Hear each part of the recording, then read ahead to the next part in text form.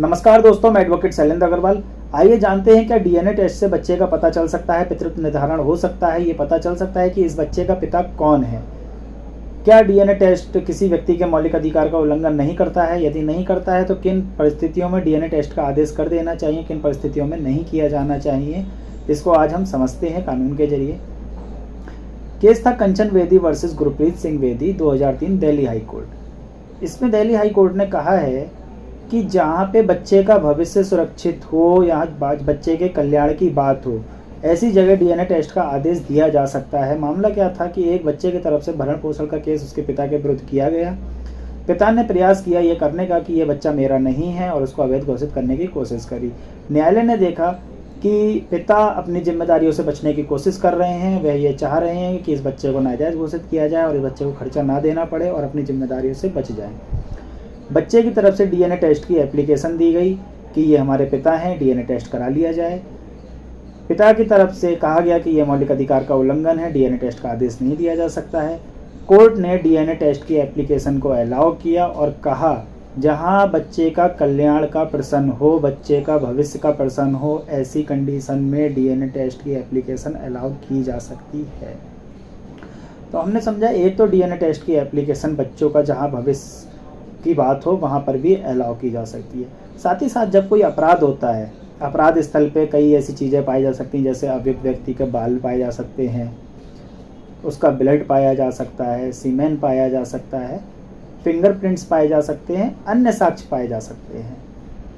Police क्या करती है कि ब्लड सैंपल उठाती है, सीमेंस उठाती है, थूक अगर वहाँ पड़ा है तो थूक लेगी।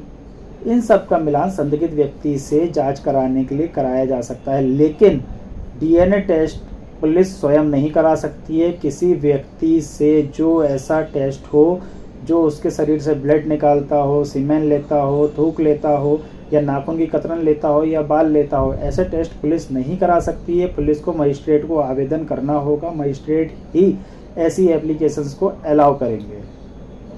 डीएनए टेस्ट कैसे होता है? हमारे जो शरीर है वो कई कोशिकाओं से मिलकर बना है। प्रत्येक कोशिकाओं में एक जैसे कि आपने देखा होगा कोरोना वायरस टाइप का होता है, छोटा छोटा, इसी टाइप की छोटी छोटी सेल्स होते हैं। इन सेल्स के अंदर भी एक न्यूक्लियर होता है, उस न्यूक्लियर में भी 46 डीएनए होते हैं। यानी कि अगर जोड़े के हिसाब से देखा जाए तो 23 डीएनए होते हैं। कहा जाता है कि बच्चे में उसके पिताजी के गुण पहुँचते हैं, जेनेटिक गुण पहुँचते हैं। जो पिताजी का डीएनए होता है वो बच्चे में पहुँचता है, माँ का पहुँचता है। जो जीन्स होते हैं पिता से बच्चों में जाते हैं। किसी किसी बच्चे की शक्ल अपने दादा से मिलती है, परदादा से मिलती है। यानी कि ये आनुवांशिक है। डीएनए आनुवांशिकता से जीन्स पहुँचते रहते हैं, यानी कि दादा के परदादा के दादा में, दादा के पिता में, पिता के बच्चे में। तो इससे निर्धारण होता है कि डीएनए लोगों का लगभग सेम हो जाता है। डीएनए से ये पता चल सकता है कि यही अपराधी व्यक्ति है और यही इस बच्चे का पिता है। 99.9% डीएनए रिजल्ट जो है बिल्कुल सटीक होते हैं। इसी के विपरीत हम जानते हैं क्या रक्त परीक्षण से बच्चे का पता चल सकता है? देखिए, रक्त परीक्षण से ग्रुप का तो पता चल सकता है, लेकिन ये नहीं पता चल सकता है कि ये बच्चा इसी पिता का है या नहीं है। हाँ, अगर रक्त परीक्षण में से डीएनए की जांच की जाए तब तो बच्चे का पता चल सकता है। लेकिन अगर केवल आप ग्रुप से पता करना चाहें कि इस ग्रुप से ये पता चल जाए कि इस रक्त का ग्रुप मान लीजिए ए है तो बच्चे का भी ए है, तो ये ज़रूरी नहीं है कि अगर पिता का ग्रुप ए है, बच्चे का ग्रुप ए है, तो रक्त सेम है तो ये बच्चा उन्हीं का है। तो रक्त परीक्षण यहाँ पे सटीक नहीं बैठता है। रक्त परीक्षण गलत हो सकता है। ये भी हो सकता है माँ का ग्रुप कोई हो, पिता का ग्रुप कोई हो, बच्चे का ग्रुप कोई हो। तो जनरली बच्चे के पितृ निर्धारण जब होता है तो रक्त परीक्षण का आदेश नहीं दिया जाना चाहिए, हमेशा डीएनए का ही आदेश दिया जाना चाहिए। अब बात करते हैं क्या डीएनए का आदेश रूटीन मैनर में दिया जा सकता है। देखिए, जहाँ पे बात पितृ निर्धारण की होती है, जहाँ पे बच्चे के भविष्य की बात होती है, अगर बच्चे की तरफ से प्रार्थना पत्र ऐसा दिया गया है तब तो कोर्ट उसको तुरंत ही अलाउ कर देती है और बच्चे का भविष्य को देखते हुए, दोनों पक्षों के संतुलन को देखते हुए डीएनए टेस्ट का आदेश कर देती है।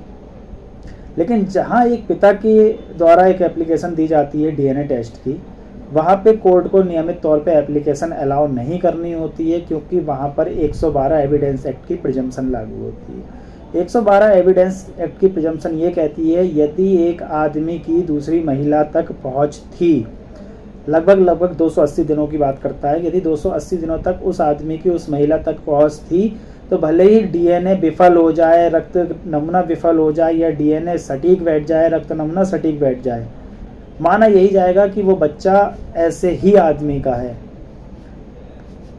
पहुंच से क्या मतलब है? पहुंच से मतलब फिजिकल रिलेशन से नहीं है, केवल उस आदमी का उस महिला से मिलना जुलना ही पर्याप्त है।